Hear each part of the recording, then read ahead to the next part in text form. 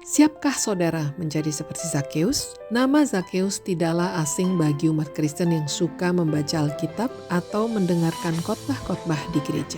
Di dalam Lukas 19, Perjanjian Baru menceritakan Zakheus, kepala pemungut cukai yang kaya dan bertubuh pendek itu sangat dibenci oleh orang Yahudi karena menarik pajak rakyat lebih besar dari yang semestinya. Selain itu, dia juga bekerja untuk pemerintah Roma yang menjajah bangsa Yahudi kala itu. Suatu ketika Zakheus hendak melihat Yesus yang memasuki kota Jericho, namun ia kesulitan melihat di tengah kerumunan karena tubuhnya yang kecil dan pendek. Ia tidak menyerah, akhirnya ia memanjat pohon ara untuk melihat Yesus.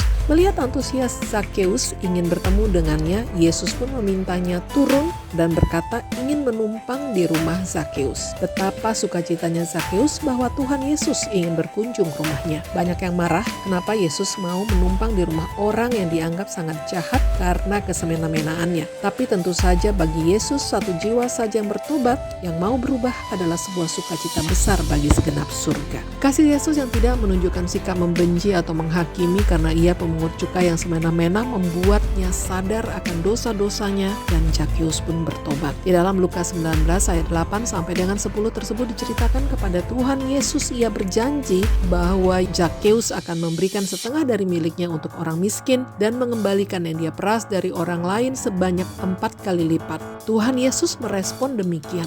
Hari ini telah terjadi keselamatan kepada rumah ini karena orang ini pun anak Abraham, sebab anak manusia datang untuk mencari dan menyelamatkan yang hilang.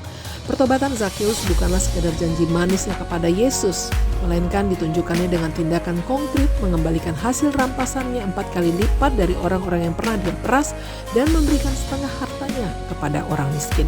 Pertobatannya adalah totalitas. Ia mengasihi Yesus dengan menyesali dosa-dosanya disertai dengan bukti kasihnya kepada Yesus, yaitu melakukan perbuatan kasih tersebut kepada sesamanya. Camkanlah ayat ini, Yakobus 1 ayat 22. Tetapi hendaklah kamu menjadi pelaku firman dan bukan hanya pendengar saja, sebab jika tidak demikian, kamu menipu diri sendiri. Yakobus 2 ayat 17, demikian juga halnya dengan iman. Jika iman itu tidak disertai perbuatan, maka iman itu pada hakikatnya adalah mati.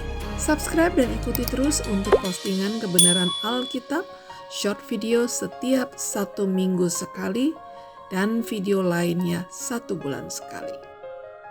Waktunya sudah dekat, Tuhan Yesus akan segera datang. Bersiaplah, berjaga-jagalah, Tuhan memberkati.